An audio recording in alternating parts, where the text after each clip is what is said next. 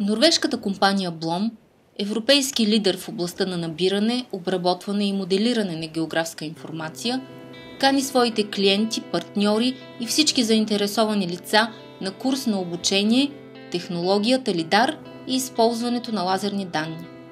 Курсът ще се проведе на 17 ноември 2012 г. събота от 9 до 17 часа в град София, хотел София Сити.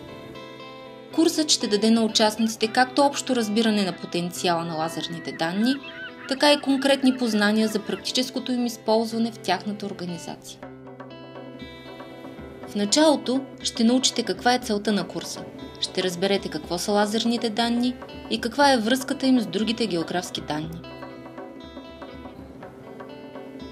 В първата лекция ще се запознаете с множеството приложения на лазерните данни, къде и как да ги използвате в ежедневната си работа и как бихте могли да ги приложите в бъдещите си проекти.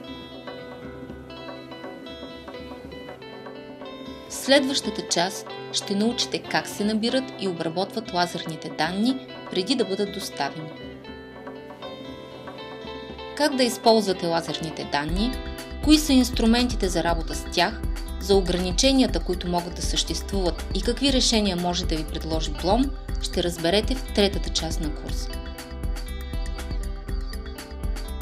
След четвъртата лекция ще можете сами да определите от какъв тип лазерни данни се нуждаете, ще можете да четете и разбирате отчетите, описващи набраните и обработени лазерни данни, ще познавате значението на различните им параметри и файлови формати. В последната част ще отговорим на конкретни въпроси и ще обсъдим възможностите на LiDAR в контекста на вашата работа.